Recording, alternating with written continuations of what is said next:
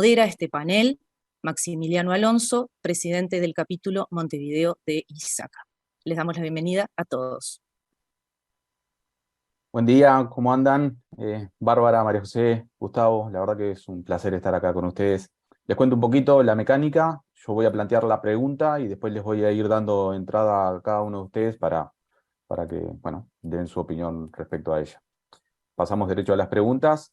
La primera es, Uruguay fue invitado por el Consejo de Europa a adherir al Convenio de Budapest sobre ciberseguridad, lo cual permitiría mejorar en la cooperación y facilitar el intercambio entre la justicia y las plataformas digitales.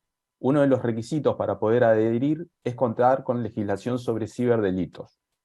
¿Consideran que era necesario este proyecto de ley? Porque hubo posiciones en contra argumentando que algunas de las nuevas tipificaciones ya existen en el código actual. ¿Te parece, Bárbara, si comenzamos contigo? Sí, cómo no. Bueno, Maximiliano, bueno, primero muchas gracias por la invitación y el saludo para todos los compañeros del panel y los que nos están escuchando. Bueno, es un tema muy amplio ¿no? Y es un tema que tiene muchos años ya, el debate de si es necesario o no que Uruguay cuente con un marco normativo en materia de ciberdelitos. Lo cierto es que los tiempos imponen que hay que algunas figuras hay que, digamos, legislarlas o en todo caso plantear algunas modificaciones en los textos penales. Pero yo por lo menos no comparto este proyecto de ley que se presentó. Incluso creo que han habido otras versiones que se han planteado que han sido mejores.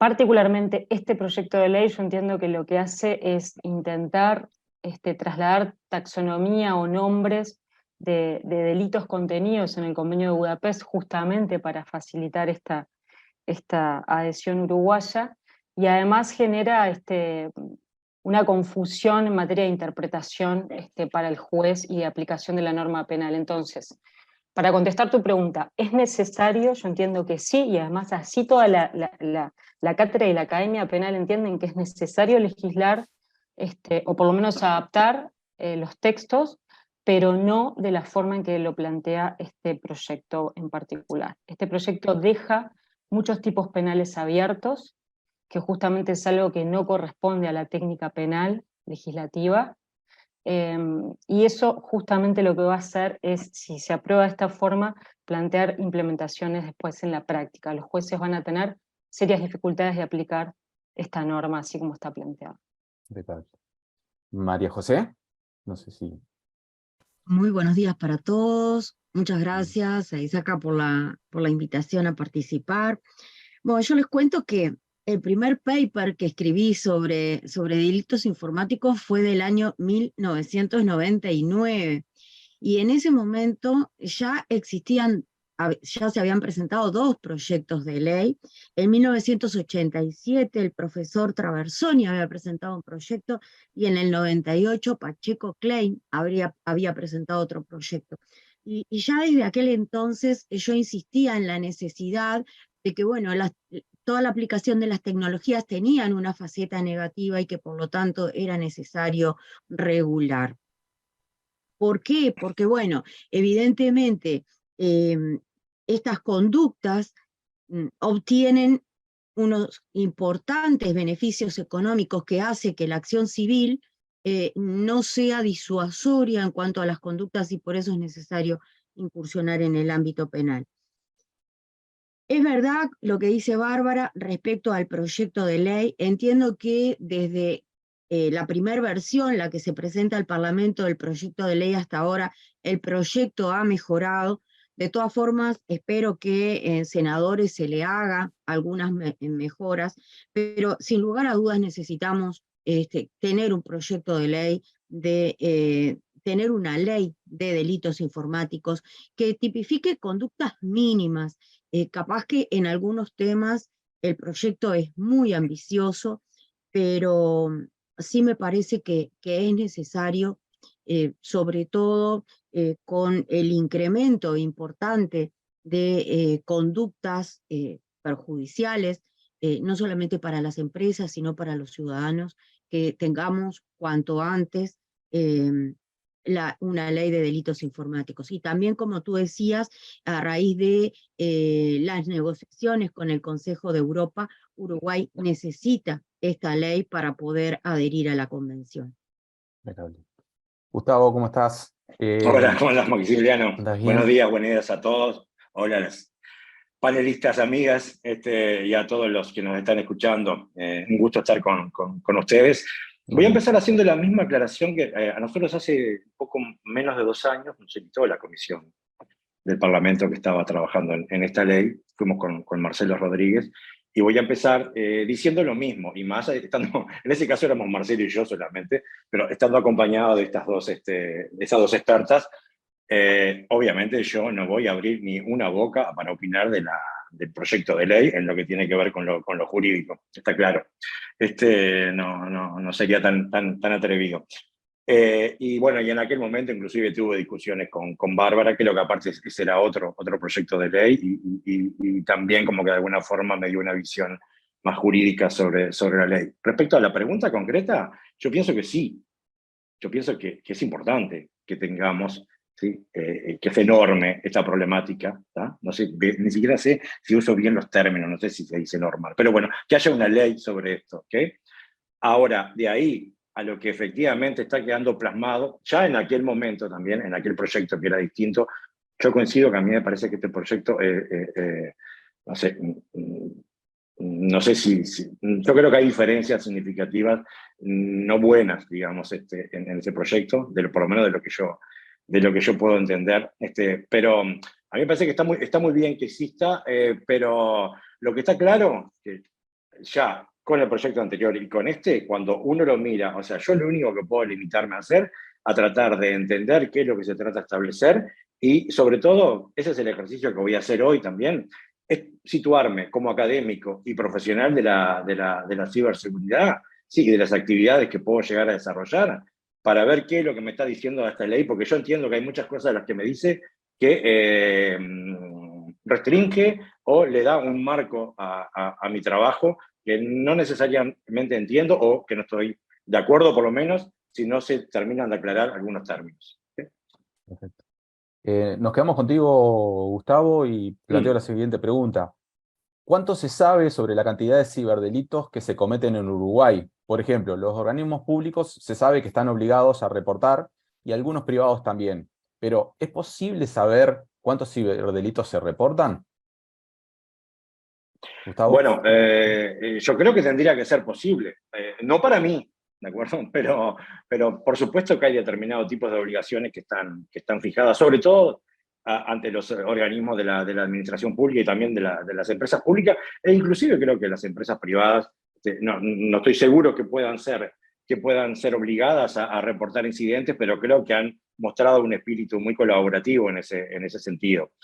Hay medidas, o sea, el CERTUI todos los años publica estadísticas de los incidentes en nuestro país, desde ya hace unos cuantos años, y no solamente que habla en cantidad, que lamentablemente cada año que pasa incrementan muy significativamente. El último que yo vi, que es del 2022, con respecto al 21, creo que había como un incremento de entre el 60 y el 70% de incidentes, ¿de acuerdo? No solamente en la cantidad, sino que también clasifica el tipo de incidentes. Y eso es muy importante, porque nos da una medida, nos da una visión sobre cuáles son el tipo de actividades delictivas digitales, ¿sí?, que se están llevando a cabo y de las cuales nuestro país es objetivo, porque eso de alguna forma también nos da medidas para saber cómo protegernos. Aunque, bueno, esa claramente es una tarea bastante complicada. Yo creo que tendría que haber, ¿sí?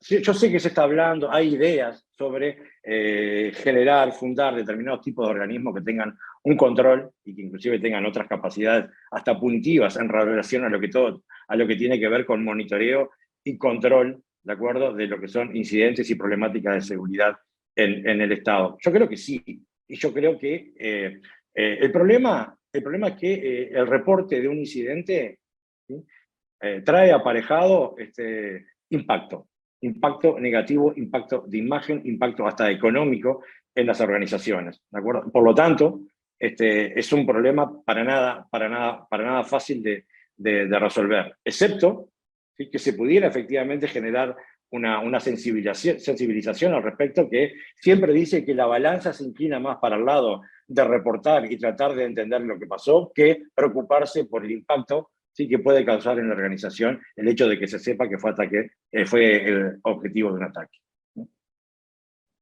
María José. Coincido con Gustavo en que sí ha mejorado el nivel en que se denuncian los incidentes.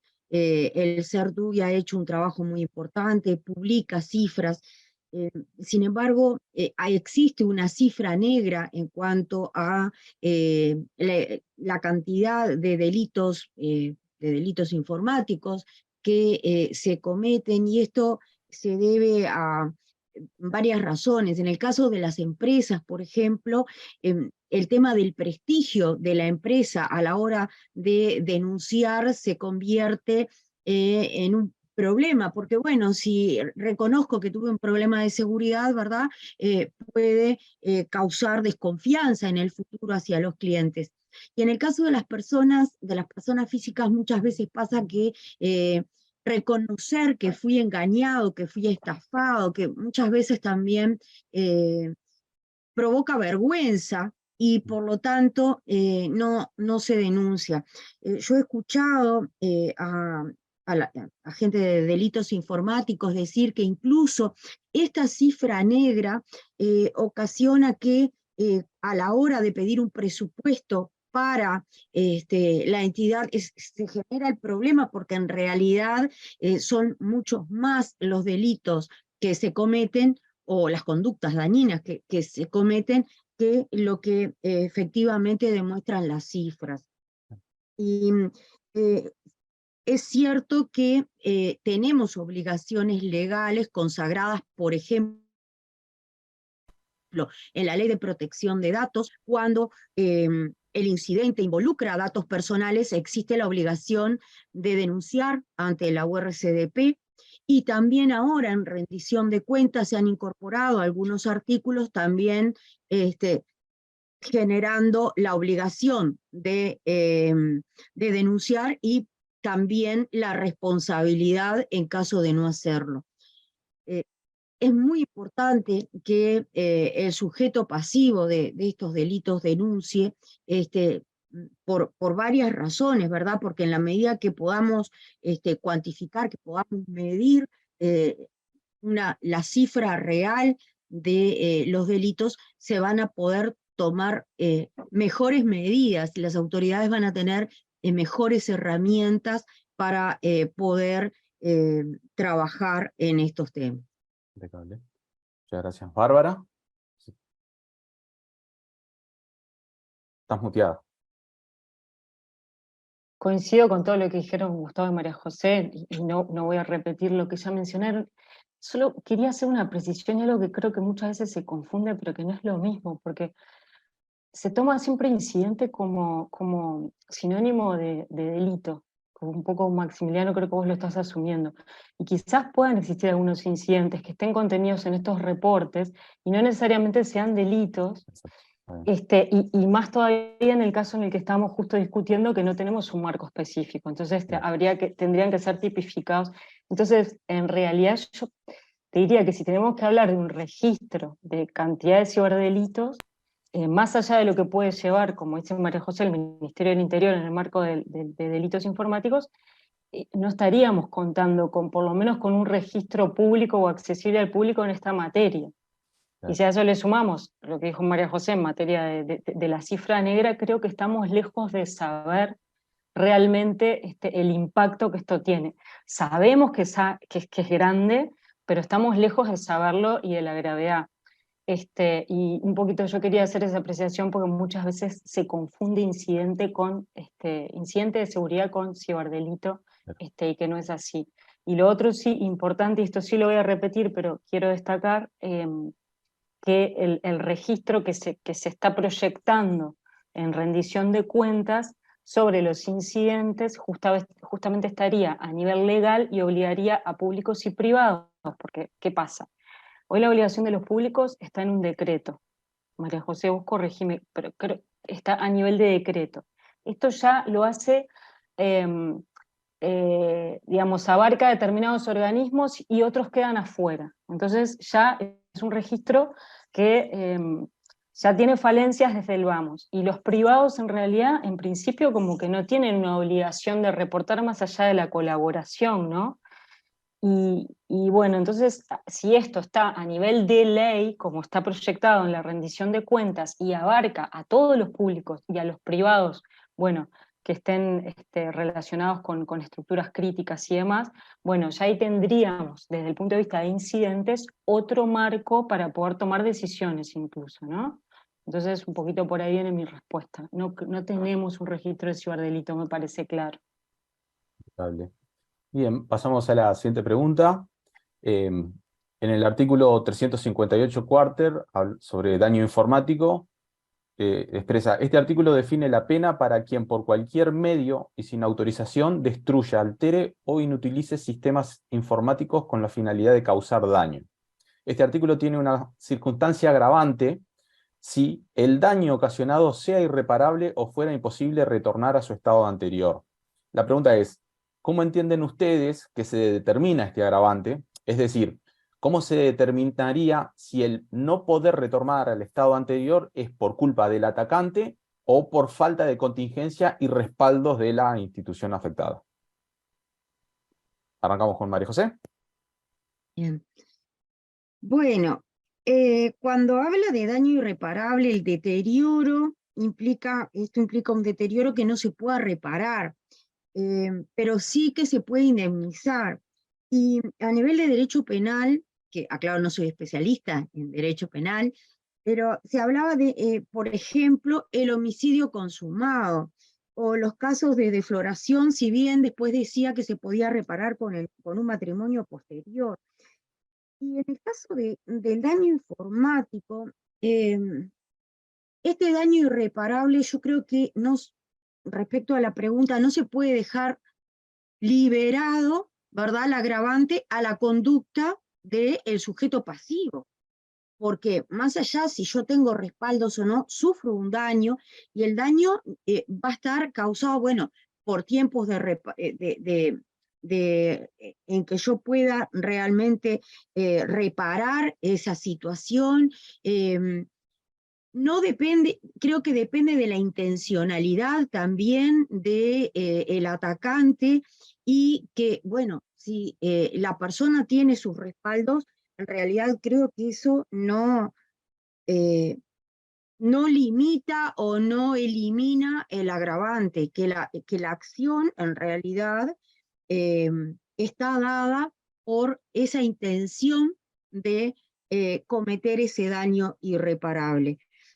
Capaz que el artículo necesitaría algún retoque en ese sentido, pero sí es claro que el sujeto pasivo, que la víctima, no puede tener esa carga, ¿verdad? De decir, bueno, me atacan, pero yo soy responsable porque no había tomado las medidas necesarias para solucionar ese daño. Vale. Gustavo, respecto a esta pregunta. Estás muteado. Estás muteado. Sí, Xavi, gracias. Nada, pude cambiar el fondo. Había arrancado con un fondo distinto. Yo pensaba que me habían mandado un Zoom, puse eso, vi que era distinto al de todo lo demás. Ya estoy en la normalidad. Respecto a esta pregunta, nuevamente, yo quiero hacer una observación que, si quiere, puede ser un poco más técnica, y sobre todo en relación a la pregunta. Yo creo que debe ser, por supuesto que hay muchísima historia, y se debe poder definir indicadores, valores que permitan evaluar eso, pero cuando se habla del daño sufrido por una organización, ¿ah?, o una persona que fue objeto de una manipulación maliciosa de sus datos o de sus activos, tú hablas de respaldo, contingencia. Yo te digo, El daño puede ser a la imagen. El daño puede ser, ¿de acuerdo?, a la salud de la persona. ¿Cómo, no? Porque se está pensando básicamente, la pregunta está refiriendo a lo que pueden ser, yo te diría, si hablas de contingencia y respaldo, activo digital. ¿Sí? Pero el activo de una organización o de una empresa o de una persona va mucho más allá de lo que es explícitamente digitalizado. ¿Tá? Por lo tanto, si vos me decís, y todos sabemos muy bien, ¿tá? Todos sabemos muy bien, y aparte en este último año han habido organizaciones de nuestro país, ¿sí?, cuya imagen, más allá de que hubo dolo, ¿sí?, que hubo fraude, que hubo fondos, dinero involucrado, yo creo que algunas de las organizaciones que sufrieron ataques el año pasado y este año de nuestro país, ¿sí?, el mayor daño fue a su imagen, a la falta de confianza que genera, ¿sí?, por ejemplo, en la ciudadanía o en las personas como usuarios o clientes. ¿Cómo se evalúa eso? ¿Cómo se repara eso? Yo te diría que es muy difícil de reparar, ¿de acuerdo? Y eso depende muchísimo del tipo de acciones que pueda llegar a tomar la organización o empresa para recuperar esa imagen. Ahora bien, yendo más concreto a la pregunta de los respaldos, de la contingencia, de quién es realmente la culpa, yo me animaría a decirte, ¿tá?, que por lo general, en el caso general, es muy difícil poder determinar eso con evidencia certera. Porque ¿qué es lo que hace que una determinada plataforma efectivamente sea dañada? No es una tarea simple. No puede ser, en todos los casos, no directamente puede estar relacionado a una acción en particular, más allá de que efectivamente haya habido un ataque, ¿sí? Es muy difícil determinar. Es el eterno problema que se da en tecnologías de la información desde siempre, y no solamente con la seguridad, de liability, ¿ya? Si algo falla, si algo anda mal. Hoy sabemos que nuestros sistemas integran muchísimos componentes de autorías diversas. Cuando algo falla, cuando algo se pierde, cuando algo se daña, determinar exactamente de quién es la culpa es complicado. Impecable. Muchas gracias, Gustavo. Bárbara, respecto a esta pregunta, ¿tenés alguna opinión? Sí, quería, justamente lo que estuvimos hablando del proyecto, este es un ejemplo de tipos penales abiertos, de cuestiones indefinidas que no deberían darse en materia penal, porque que nosotros tengamos que deducir o interpretar qué quiere decir irreparable o qué quiere decir volver al estado anterior, ya nos está mostrando que dejaron demasiado abierto algo que no tendría que estar así, y esto genera inseguridad. Comparto absolutamente lo que dijeron, que no debería recaer sobre la víctima. Solo les quiero mostrar, por ejemplo, un par de cuestiones adicionales. En cuanto a lo irreparable, la subjetividad, porque es lo que es irreparable, y lo decía Gustavo, María José también hacía algunos señalamientos en ese sentido, lo que es irreparable para uno puede no serlo para otros. Entonces, de alguna manera, tendría que haber expresado el tipo, ¿qué significa irreparable? Por otro lado, irreparable puede ser asociada a la destrucción. Pero si ustedes se fijan en la descripción del daño, dice, el que por cualquier medio y sin autorización destruya, altere o inutilice. Si nosotros interpretamos el daño irreparable como una destrucción, tenemos una doble pena en un mismo artículo. Lo está penando en el tipo y lo está volviendo a penar porque lo eleva como un agravante. Y esto violenta lo que se llama el non bis in idem, o sea, no te puedo penar dos veces por lo mismo. Aclaro que esto es de leer a los penalistas, porque tampoco soy experta, como dijo María José, lo nuestro es más el derecho informático, pero los penalistas señalaron esto cuando fueron a la comisión y dijeron, ahí tenemos el Estado, ¿qué es volver al Estado anterior? Si nosotros buscamos referencias a Estado en el Código Penal, nos habla de Estado civil, me anoté acá, de estado de necesidad, de estado de embriaguez, pero acá nos dice Estado. Entonces, otra vez, ¿cuál era el estado anterior de eso que fue dañado, ese sistema informático que fue dañado? Entonces, un poco para plantearles ¿por qué se critica este proyecto? Justamente este es un ejemplo, ¿no? Este es un ejemplo clarísimo de qué le pasaría a un juez si lo tuviese que aplicar. Muy bien. Pasamos a la siguiente pregunta. Artículo 297, vulneración de datos. Este artículo define la pena para aquel que, mediante cualquier medio telemático, acceda, se apodere, utilice o modifique datos confidenciales de tercero. La pregunta es, ¿cómo ven ustedes lo que pena este artículo y la relación con la divulgación responsable del incidente? Teniendo en cuenta también que este artículo pena también a quien difunda los datos accedidos. La pregunta como complementaria es, ¿hay algo previsto para castigar o controlar a quien recibe la renuncia de la vulnerabilidad y no la atiende? O sea, reciben un reporte de vulnerabilidad, pero no hace nada. ¿Cómo ven ustedes esta situación? María José, arrancamos contigo. Está muteada. En primer lugar, este artículo, entre lo que hacíamos referencia con Bárbara, que deberían darse determinados ajustes o modificaciones, en realidad vean que el artículo habla de acceder, acceda, y no lo adjetiviza como lo hace el 297 bis, que dice acceda sin autorización y sin justa causa, que capaz que debería decir sin autorización o sin justa causa, porque son cosas diferentes.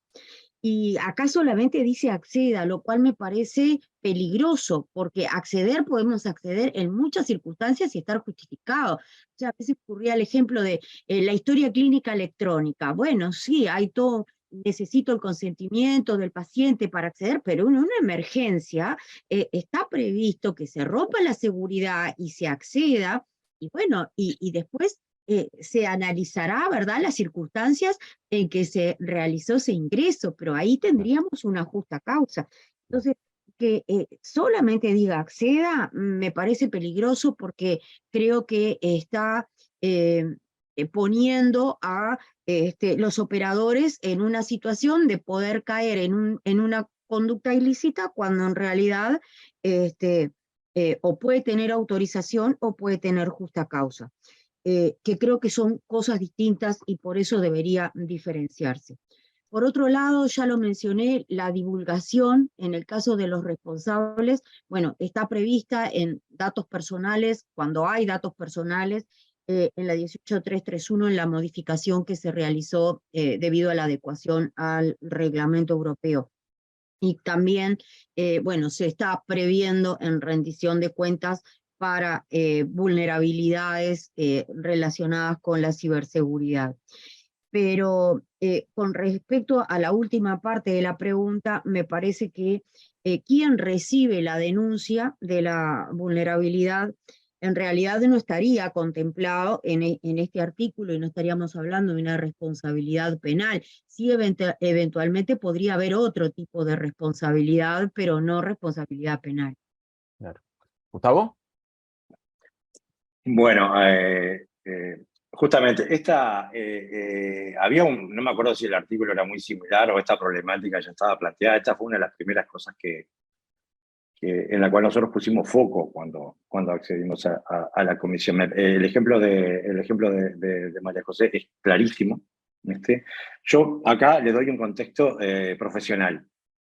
Cuando uno acude o desarrolla o realiza un análisis forense, ¿sí?, tratando de entender cuál fue el daño causado, ¿sí?, por un determinado ataque o incidente de seguridad, malicioso o no. Me pareció muy bien la aclaración de Bárbara. O sea, si no hay malicia, no me voy a meter en ese terreno. Bueno, estoy de acuerdo que no todo incidente tiene por qué ser un delito, ¿ok? Me imagino que si no hay malicia, por lo menos es menos delito, pero incidente se puede dar y puede haber una pérdida de funcionamiento, una pérdida de datos, lo que sea. Cuando uno hace un análisis forense, ¿sí?, para tratar de entender cuál es ese problema, es casi imposible evitar tener que acceder a datos, por ejemplo, de un sistema, ¿sí?, que maneja datos de cientos de miles de usuarios ¿no? Y uno está haciendo determinado tipo de análisis de cómo puede haber sido afectado o no la base de datos, es medio imposible no acceder a esos datos. Yo tendría, como analista forense, tendría que pedirle la autorización a los cientos de miles de usuarios para ver si voy a acceder a un registro para ver si efectivamente pasó algo acá y puedo generalizar un patrón de ataque, ¿tá? Porque vi que hubo determinado tipo de request sobre la base de datos que se llevaron determinado tipo de información. O sea, ahí estoy accediendo y a diferencia del caso que nombra María José, estoy accediendo como resultado de estar tratando de brindar un determinado servicio a quien, obviamente, ¿sí? La persona, la organización que tiene esos datos tiene muchísimas obligaciones respecto a los usuarios, ¿ok?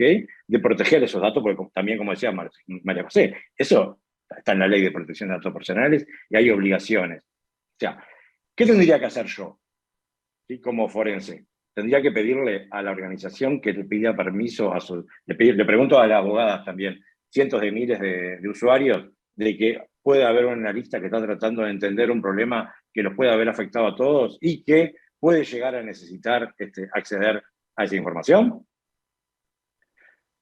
Por otro lado, ¿tá? Y respecto a la pregunta de la comunicación o divulgación del incidente, yo quiero simplemente subrayar una cosa, el hecho, y dentro del mismo rol, el hecho de que yo pueda acceder a información confidencial o privada en el análisis de un incidente, y yo pueda elaborar un reporte para comunicar el incidente, yo para comunicar el incidente, tipificarlo y describir la problemática y la complejidad, no tendría y no debo revelar ningún dato. Yo puedo hacer eso sin revelar ningún dato confidencial. Así que yo ahí no necesariamente veo un problema. ¿Okay? Excelente. ¿Bárbara? Es lo mismo, no quiero reiterar, es eso. Lo único que yo podría agregar en esto es que el acceso así previsto, la intervención, la interferencia, un poco más, son términos que están tomados de Budapest. Y si bien nosotros necesitamos tener una legislación para poder adherir y formar parte de este mecanismo de cooperación, no tenemos que copiar y trasladar. Entonces, quizás los defectos muchas veces vengan de eso, ¿no? En este caso yo coincido que falta aclarar de qué forma se da este acceso. Y además se amontonaron otra vez un montón de verbos, se acceda, se apodere, se utilice o se modifique. Entonces, otra vez, ¿cuándo cometo delito? Cuando hago todo junto, cuando hago una sola cosa, otra vez vamos a lo mismo, ¿no? Es muy impreciso el artículo. Bien, pasamos a la segunda pregunta, el artículo 358, abuso de dispositivos. Dice, el artículo lo que dice es, el que de forma ilegítima produzca, adquiera, importe, comercialice o facilite a terceros programas, sistemas informáticos o telemáticos de cualquier índole, credenciales o contraseñas de acceso a datos informáticos o sistema de información destinados inequívocamente a la comisión de un delito, será castigado con 6 a 24 meses de prisión. Primero queremos consultarles, ¿qué se entiende por abuso de dispositivo? ¿Y qué vendría a ser un dispositivo en este contexto? Y por otro lado, ¿qué sucede en cuanto a la industria del ethical hacking, a los profesionales que realizamos ethical hacking, o investigación académica donde se utilizan este tipo de herramientas? Bárbara, comenzamos contigo. Estás muteada. Sí, bueno, nuevamente, a ver, este artículo tiene también muchísimo, ¿no? Primero, determinar qué es lo ilegítimo. Lo ilegítimo es lo que es contrario a derecho, ¿no? Lo que sería contrario a derecho como orden jurídico, alguna disposición o que violente algún derecho. Eso sería lo que podemos entender por ilegítimo. ¿Qué podemos entender por dispositivo? Otra vez, tendría que haber aclarado, lo hace cuando habla de tobilleras y demás, el Código Penal, habla de dispositivos electrónicos, otra vez. Y además, si ustedes se fijan, el nombre del artículo no coincide después con la descripción que hace el artículo adentro, porque el artículo habla de abuso de dispositivo, pero cuando vamos al texto no nos aclara ni lo que es dispositivo, no vemos un abuso de dispositivos, es más, habla de sistemas, o sea, confunde software con hardware, ¿no? Entonces, otra vez, es una inconsistencia que hasta dificulta la posibilidad de análisis. Perdonen que está sonando, disculpen, estaba sonando un teléfono. Entonces, ahí nuevamente el tipo carece. Y después algo que también tenemos que tener en cuenta es que refiere a actividades previas que en realidad no tienen que ver con la comisión del delito, ¿no? Porque habla de importación, producción, facilitación de programas, o sea, hace una mezcla que en realidad, ¿qué tiene que ver eso con la comisión del delito? Porque acá lo que tiene que definir un tipo penal es qué conducta tiene que desplegar la persona para ser penada. Y acá lo que otra vez vemos es un entrevero, y realmente, si me preguntás qué quiere decir abuso de dispositivo, del análisis de este artículo yo no te puedo decir qué se entiende por abuso de dispositivo. Sí puedo empezar a interpretar, ¿no? a tirar cosas, pero no es lo que dice el tipo penal. Y con el tema del ethical hacking, a ver, lo mismo. Cuando no están claros los tipos, se pueden producir problemas. Lo que dicen los penalistas es que en realidad el ethical hacking no estaría dentro de una conducta prohibida. Y por tanto el juez, que siempre tiene un cierto margen, al revisar los sucesos, podría excluir al ethical hacking porque no sería, digamos, la conducta descripta, porque requiere algún tipo de ilegitimidad, por lo que habíamos visto, y en realidad esto no sería ilegítimo, entonces no estaría dentro del tipo penal. Entonces sería una conducta atípica y por tanto no relevante para el derecho penal, sí quizás para otros campos. Esto es muy técnico, pero lo que sigue mostrando es que cuando no está clara la descripción de la norma, empezamos con todos estos rebusques y a tratar de ver cómo poder salir de una situación que no debería suceder, ¿no? Entonces el artículo es, yo creo que de los peores de todos los que estamos analizando. María José. Coincido totalmente con Bárbara. Coincido en que el ethical hacking está por fuera de la tipificación del delito. Normalmente no se desarrolla con un destino inequívocamente a los efectos de la comisión de un delito. Y con respecto al abuso, al título, al abuso de dispositivos, dispositivo en realidad, un dispositivo informático está asociado generalmente a un objeto físico. Yo recuerdo que cuando apareció todo el tema de la firma electrónica en nube, la firma electrónica avanzada en nube, que fue necesario modificar la ley 18.600 de firma electrónica. Uno de los grandes temas fue que la ley establecía que la firma electrónica avanzada debía crearse en un dispositivo seguro de almacenamiento de firma.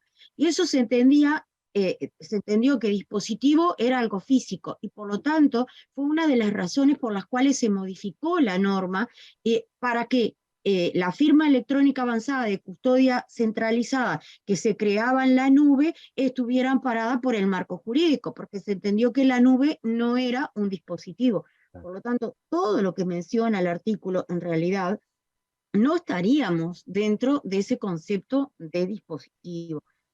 Coincido que sí, que este artículo necesitaría una revisión general, porque, bueno, tiene muchos problemas, más allá de que el título no coincide con el texto de la tipificación de delitos.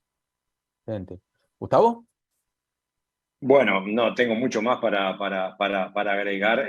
Voy simplemente a algunas observaciones más desde el punto de vista técnico, pero desde el punto de vista que lo analizan tanto Bárbara como María José, ya entiendo lo que están diciendo y coincido. Creo que entiendo y coincido, ¿ok? Pero para mí hay algunos puntos. Dispositivos. Entiendo la argumentación que hace María José, y que esa, si se quiere, es la interpretación más usual de dispositivo. Nosotros los informáticos, los dispositivos pueden ser hardware o pueden ser software, lo entendemos así. ¿Sí? Pasa que en realidad lo que tenemos que ver es cómo definimos dispositivo.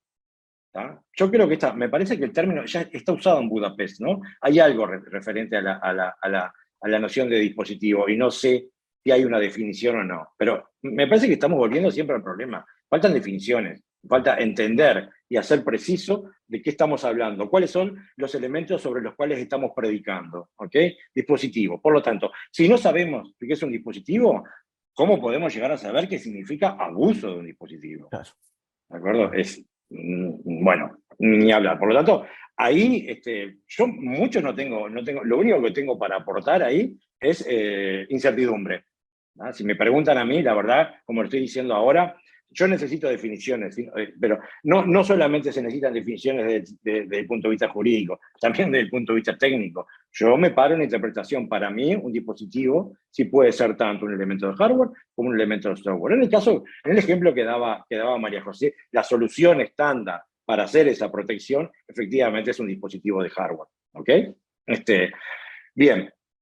Por otro lado, con lo de ethical hacking, creo que fue el punto con el que más insistimos cuando accedimos al Parlamento, ¿ok? Y me parece que de alguna forma también ya Bárbara y María José se expresaron al respecto, y coincido. Pero yo quiero incluir un punto para discusión, y esto es para todos, para que pensemos, porque también, ¿sí? Por ejemplo, Bárbara decía que hay profesionales de leyes que interpretan que el ethical hacking, no sé qué, no entraría dentro de una actividad. ¿Qué es el ethical hacking? Definamos lo que es el ethical hacking. Eso también hay que definirlo. Porque lamentablemente, inclusive dentro de las profesionales de la seguridad, y hemos visto acciones, ¿sí?, en nuestro país de profesionales preocupados por la seguridad de una determinada organización, se pueden hackear una página, ¿sí?, para encontrar problemas y después decirle a la organización: che, mirá que te encontré este problema, sería bueno que lo pudieras corregir. No hay aparentemente intención maliciosa. Esto yo no entiendo que sea ethical hacking. Ese tipo de actividad, ¿sí?, para mí no es ethical hacking, y de alguna forma, si dijera Bárbara, si fuéramos a hacer una definición y poner actividades, ¿sí?, de análisis de ese tipo, también tendríamos que definir exactamente qué es lo que entendemos, ¿sí?, que está bien, o bajo qué marco se puede hacer y qué marco no se puede hacer. Por ejemplo, para mí, una inspección de ese estilo, sin el conocimiento y la autorización del propietario de esa página, no se puede hacer. Eso no es ethical hacking. ¿Okay? Bárbaro. Bien, un tema de tiempo, vamos a ver si tenemos preguntas. Ahí apareció Ana. Sí, Ana. hay preguntas, sí, gracias. Hay preguntas acá de los participantes vía Zoom. Tenemos a José Callero que consulta: asumiendo que contamos con la legislación que permite definir y castigar ciberdelincuentes, ¿esto solo sería parte de la solución? A su parecer, ¿cuáles serían los próximos grandes desafíos? No sé quién quisiera tomar la respuesta. Yo lo dejo para las abogadas. No veo si María José, si no yo empiezo contestando. María José, ¿te parece? Sí, perfecto. Sí. Yo creo que hay un tema de infraestructura, de personal y de posibilidades de poder cumplir. Yo creo que hace años que tomamos a la normativa como la solución de los problemas y ya quedó demostrado que no es así, ¿no? Entonces, somos un país pionero en la producción de normas, de buenas normas, pero después en la implementación de las normas creo que estamos haciendo agua hace años.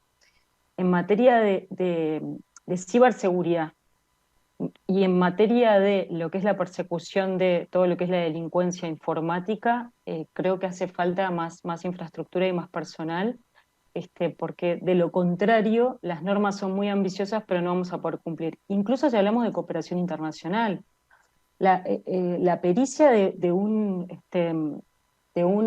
dispositivo, pues me estoy refiriendo ahora al hardware, ¿no?, en manos de delitos informáticos, en el marco de un allanamiento, está llevando más o menos 3 meses. Entonces, ¿qué cooperación efectiva nosotros podemos tener si tenemos internamente una demora en lo que es el cuerpo de delitos informáticos? Y no porque ellos demoren, sino porque no tienen personal para atender. Entonces yo creo que una vez que esté la norma o durante la producción de la norma tendríamos que pensar en eso, en la infraestructura y en el personal para llevar adelante estos temas. Si no, vamos a seguir igual que ahora, por más que tengamos la norma.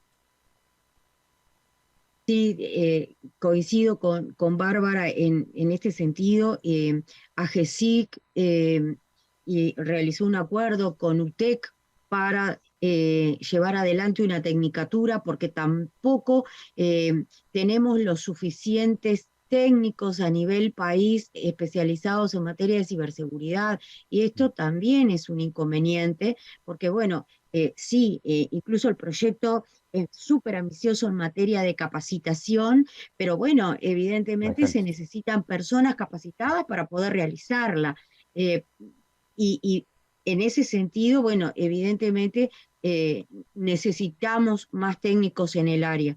Y por otro lado, creo que hay un gran desafío en temas de cooperación internacional, me parece que es muy importante, por eso también yo hacía referencia al inicio de la urgencia, ¿verdad?, de tener una ley de delitos informáticos. Y el otro gran tema es todo el tema de evidencia digital, ¿verdad? ¿Cómo proceso la evidencia? Tener protocolos acordados, consensuados entre fiscalías, jueces, bueno, entre todos los operadores. Eso me parece también que es otro gran desafío. Excelente. Bien, nos queda un minutito. Tenemos varias consultas que no van a poder, lamentablemente por temas de tiempo. Hay varias preguntas interesantes, vamos a leer alguna más. Buenos días a los panelistas. Pedro Ramírez pregunta: entiendo que la aplicabilidad y la conjunción de términos genere dudas de diversa índole. La consulta es: ¿existe un diccionario de términos técnicos para el análisis que colaboren a una mejor interpretación jurídica en la legislación? Gracias.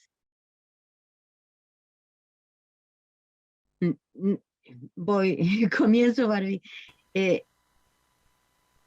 tema es que en materia penal la tipicidad tiene que ser exacta.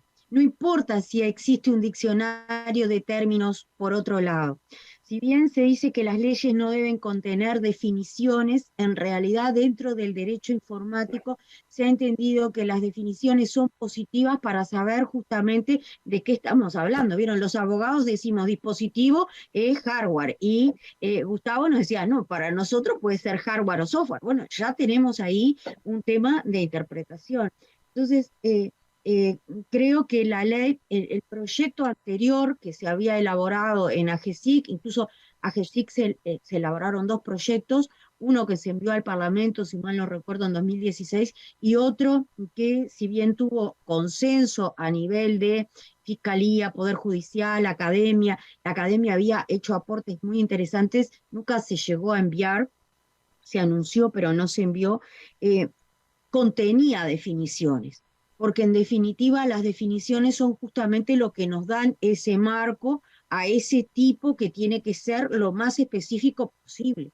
Estamos hablando de derecho penal, por lo tanto la conducta tiene que estar bien descrita para que no sea que después digamos, ¿hubo delito? ¿No? ¿Se cortó? Se cortó, parece. Sí. Yo Claro. puedo aportar, simplemente Sí, claro. reafirmar, perdón. No, sí.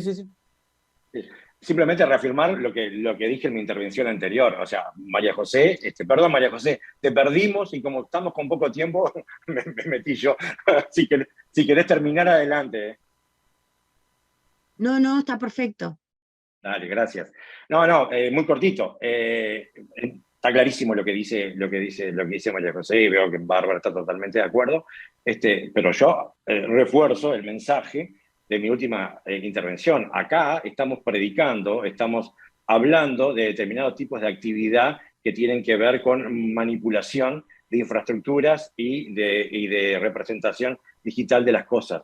También tenemos que ser muy claro definiendo esas actividades, ¿de acuerdo? Me parece sumamente importante, porque eso, dentro de la actividad profesional de ciberseguridad, hay en muchas acciones que la diferencia entre que estés haciendo algo, ¿sí?, malintencionado y algo bien intencionado puede llegar hasta simplemente, generalmente hay una línea que está clara que no se puede pasar, y esa línea tiene que poder ser descripta, tiene que poder ser definida. ¿Sabes lo que hablaba recién respecto al ethical hacking? Hay cosas, pueden haber un montón de actividades comunes a un ataque y a un ethical hacking, pero está claro, o por lo menos tendríamos que tener claro y tendríamos que ponernos de acuerdo en qué es lo que no se puede hacer, ¿de acuerdo?, cuando estás haciendo un ethical hacking bien entendido. ¿Sí? Excelente, excelente. Bueno, Bárbara, María José, Gustavo, la verdad que un excelente panel, aportaron un montón, nos aclararon muchas de las dudas que teníamos quizás sobre la ley. Uno también, recién hace un ratito decía Gustavo, y que tomo sus palabras, yo tampoco soy abogado, me dedico más a la parte técnica, profesional, y también me generaba ciertas dudas, y la verdad que las opiniones de ustedes nos aportaron mucho valor, o sea que desde ISACA les agradecemos un montón. Muchísimas gracias, Muchas por la gracias a invitación y la todos. oportunidad, y por la Gracias a oportunidad de ustedes. compartir con estas profesionales que nos hemos encontrado tanto en esta vida, compartiendo estos temas. Un saludo a las dos Muchas también. gracias Chau, a chau. todos. Chau, chau. Igualmente, un Chau, gusto, chau. un gusto. Gracias. Muchas gracias.